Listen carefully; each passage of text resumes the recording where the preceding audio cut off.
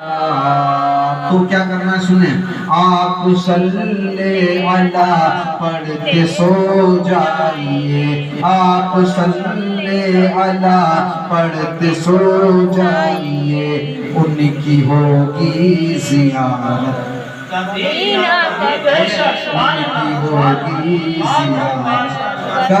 نہ کبھی۔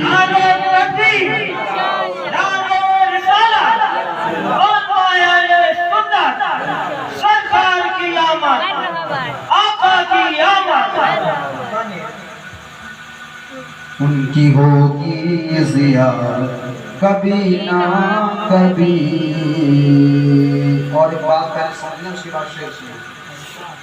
ہم لوگوں میں یہ طریقہ کار ہے کہ جب ہم جنازے کو لے کر جاتے ہیں تو اس کو قبر کے اندر رکھواتے ہیں، اور یہ ہماری ملک سے محبت کا ثبوت بھی ہے کہ ہم تو وہ لوگ ہیں کہ جو مر بھی جاتے ہیں تو مرنے کے بعد بھی اپنے ملک کی مٹی کے اندر جاتے ہیں۔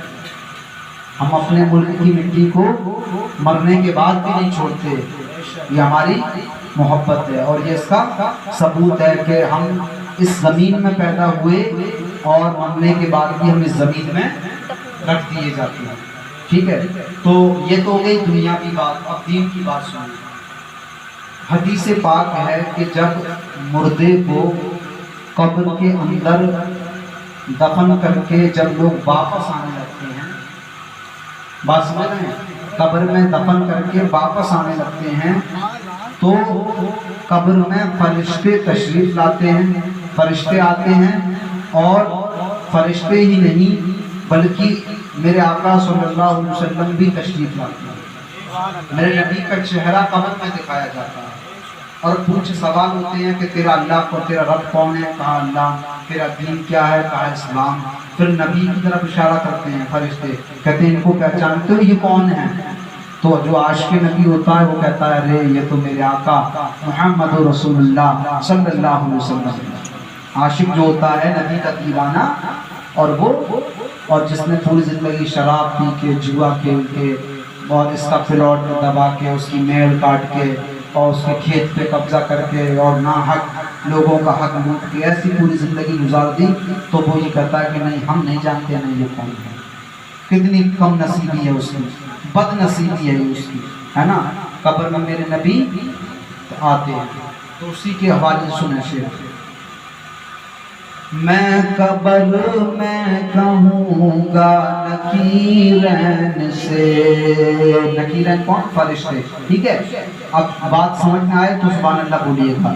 میں قبر میں کہوں گا نکیرین سے، میں قبر میں کہوں گا نکیرین سے، سامنے سے ہٹو دیکھنے دو مجھے، میں قبر میں کہوں گا نکیرین سے، میں قبر میں کہوں گا نکیرین سے، سامنے سے ہٹو دیکھنے دو مجھے، سامنے سے ہٹو دیکھنے دو مجھے۔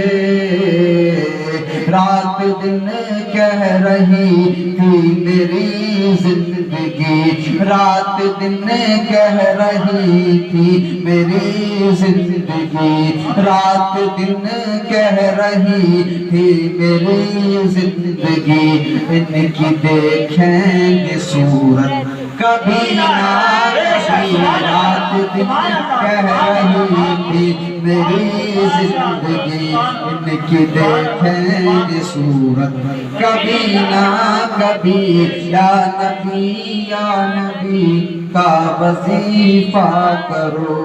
اور جو لوگ اپنی ماں سے محبت کرتے ہیں، ماں کی بڑی شان ہے، اگر اس پہ بیان کرنا تو پوری رات گزر جائے گی، بیان نہیں ہو پائے گی، بہت بڑی شان ہے ماں کی۔ اور ماں کی اتنی بڑی شان ہے، ایک جملے میں سنیں کہ جنت 7 آسمانوں کے اوپر تھی، اللہ نے اس کو اٹھا کر ماں کے قدموں کے نیچے ڈال دیا۔